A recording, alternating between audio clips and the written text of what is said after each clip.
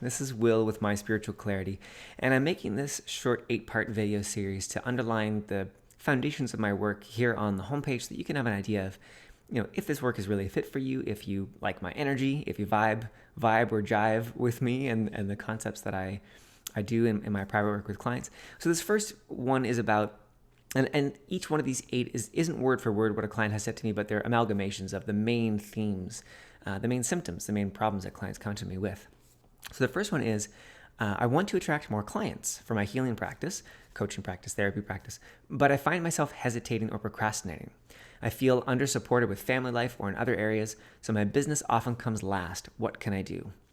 So I want to flip this one on its head a little bit, because too often I find that people go to extremes. Either they go into what would be called victim mode, which I don't like that language, but they would go into victim mode where, they can't get anything done. They feel, the poor me kind of thing. And that's the one extreme. The other extreme is like high performance. I'm going to figure it out. I'm going to schedule my day in immaculate detail. I'm going to get it done. I'm going to get motivated, but that can lead to adrenal fatigue, and it's often not in alignment for my spiritual clients.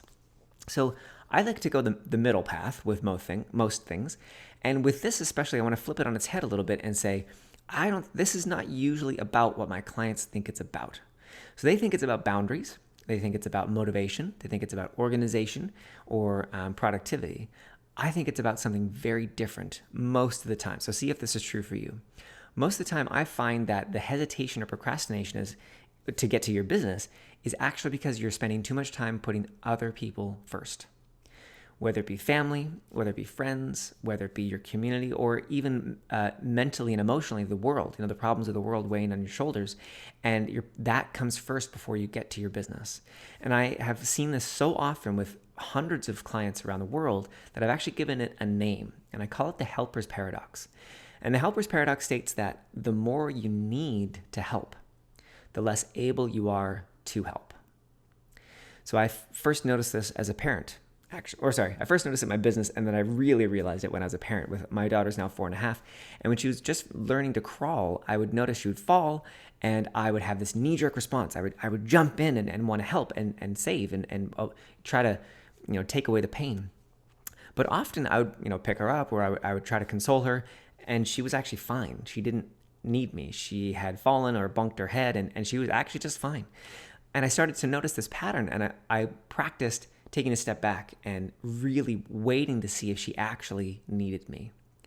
And then I started to see this reflect in my client sessions as well. I started to notice that a lot of my clients were jumping in to help when maybe they weren't even asked to help, or they felt responsible for the world or guilty about what was going on in the world, that they weren't able to do enough or to help more, but no one had really asked them to. Now, I want to be very clear. I'm not saying to stop helping people. I'm not saying to stop caring about the world or just don't care what people think or don't care what's going on. That's not what I'm saying at all. What I am saying is that until we as healers and coaches and therapists, the helpers of the world, until we learn to manage our own knee-jerk response to other people's need, we're no good to anybody. It's that classic thing of put on your own oxygen mask first, which I'm sure you've heard that a million times, but it's still true.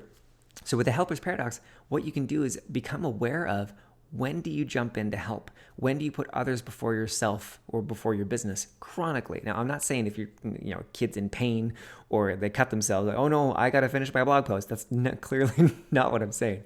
What I am saying is these chronic patterns of overgiving, these chronic patterns of people pleasing, these chronic patterns of putting everyone else first before you and your business and the difference you want to make in the world. And I call that the helper's paradox. So that's the first thing. So when it comes to attracting clients and hesitating, procrastinating, that's actually what I find is the core. It's the thing that's underneath, that once we address that, my clients have real freedom to move forward. And the way that we address that is with clearing specific limiting beliefs, different energetic processes. I'm not going into that right now. What I wanted to, in this first video, share with you is kind of the core, kind of the point of view, my opinion about what's really going on for healers, the helpers of the world. So I hope this has been valuable. In the next video, we're going to go into when my clients say to me, I feel overwhelmed when I start thinking about putting myself out there online. What can I do? So it's that overwhelm. And that's coming in the next video. So I will see you there soon. I am Will with My Spiritual Clarity, and I'll see you soon. Bye-bye for now.